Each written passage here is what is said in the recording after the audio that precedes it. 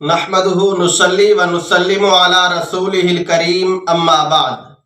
हज़रत अबू हुरैरा रज़ी अल्लाह तआला अन्हु से रिवायत है कि नबी पाक सल्लल्लाहु अलैहि वसल्लम ने फरमाया, मन अफ्तरा यौमन फी रमज़ान मिन गैरि रुख़्सतिन रख़्ख़सहल्लाहु लम यक़ज़ि अन्हु सियामुद्दहर, कि जो बगैर किसी शरई उज़र के एक दिन रमज़ान का रोज़ा छोड़ दे और फिर तमाम उम्र रोजे रखता रहे तो एक रोजे का भी बदल नहीं हो सकता। इसी तरह एक और रिवायत के अंदर नबी पाक सल्लल्लाहु अलैहि वसल्लम ने फरमाया कि सलासतुन ला युरद्दु दुआहुम, कि तीन आदमी ऐसे हैं कि अल्लाह रब्बुल आलमीन उनकी दुआ को रद्द नहीं फरमाता बल्कि उनकी दुआ को ज़रूर भी ज़रूर कबूल फरमा लिया करता है। वो तीन अफराद कौन से हैं? नंबर एक, अल इमामुल आदिल, के नेक बादशाह, इंसाफ पसंद बादशाह अल्लाह रब्बुल आलमीन उसकी दुआ को भी कबूल फरमा लिया करते हैं। नंबर दो, वस्साइमु हत्ता युफ्तिर, के रोजेदार की दुआ भी अल्लाह रब्बुल आलमीन जरूर कबूल फरमा लिया करते हैं, उसको रद्द नहीं फरमाते।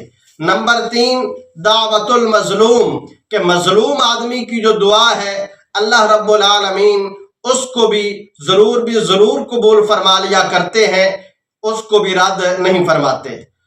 आज के मसाइल के अंदर जो हमने समझना है वो रोजे के चंद अहम मसाइल हैं। नंबर एक, रोजे के दौरान अगर किसी मरीज को खून देने की जरूरत हो तो खून देना जायज है, इससे रोजा फासिद नहीं होगा। अलबत्ता इतना खून देना कि जिससे आदमी कमजोरी महसूस करने लगे और रोजा पूरा करना मुश्किल हो जाए, ऐसा करना मकरूह है। नंबर दो, अगर रोजे के दौरान खून लगवाने की जरूरत हो तो खून लगवा भी सकते हैं, इससे भी रोजा फासिद नहीं होता।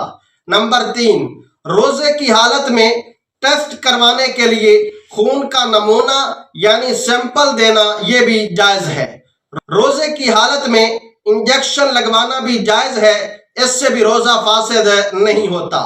इंजेक्शन जो है वो पट्ठों के अंदर भी लगवा सकते हैं और वेन रग के अंदर भी लगवा सकते हैं, दोनों तरह से इंजेक्शन लगवाने की गुंजाइश मौजूद है।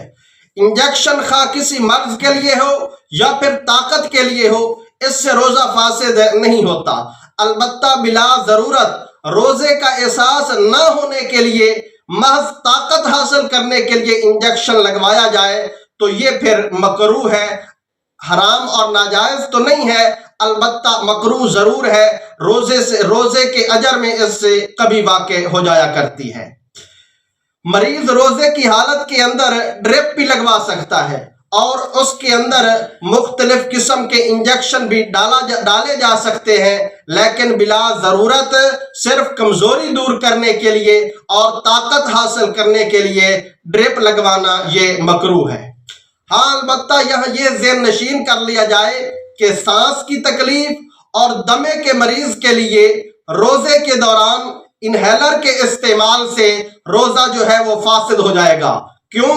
इसलिए कि उसमें दवाई होती है जो पंप करने की सूरत में हलक के अंदर चली जाती है और दवा के अंदर जाने से रोजा जो है वो फासिद हो जाया करता है और कज़ा लाजिम हुआ करती है। इसलिए ऐसे अफराद जब तक मुमकिन हो वो इनहेलर के इस्तेमाल के बगैर रोजा रखें और जब ना रख सकें तो फिर वो फौत शुदा रोजे की कज़ा कर लिया करें। इसी तरह रोजे की हालत में सिर्फ ऑक्सीजन ली जाए, उसके साथ कोई और दवा शामिल ना हो तो इससे भी रोजा फासिद नहीं होता। हाँ, अगर उसके साथ दवा के अज्जा भी शामिल हो तो फिर रोजा जो है वो टूट जाया करता है। इसी तरह यह भी ज़हन नशीन फरमा लें कि अगर किसी वजह से गुस्ल वाजिब हुआ और सहरी का वक़्त कम हो तो इसी हालत में वुजू करके या फिर हाथ मुंह धोकर रोजा रख ले, रोजा दुरुस्त हो जाएगा और बाद में नमाज से पहले जल्द अज जल्द गुस्ल कर लेना चाहिए। दांतों से खून इतनी मिकदार में निकले कि जो लुआब पर गालिब हो और हलक के अंदर चला जाए तो इससे रोजा फासिद हो जाता है, और हलक में ना जाए या फिर मिकदार में कम हो तो फिर इससे रोजा फासिद नहीं होगा। اور آج کی جو ہم نے دعا سیکھنی ہے وہ مصیبت اور پریشانی دور کرنے کی دعا ہے، اور وہ دعا یہ ہے کہ رب انی لما انزلت الیہ من خیر فقیر۔ یہ دعا بندہ مصیبت اور پریشانی کے وقت پڑھ لے تو اس سے بھی آدمی کی پریشانی جو ہے وہ دور ہو جایا کرتی ہے۔ رب انی لما انزلت الیہ من خیر فقیر۔ اللہ رب العالمین ہم سب کو دین کی صحیح فہم اور سمجھ نصیب فرمائے۔ وما علینا الا البلاغ المبین۔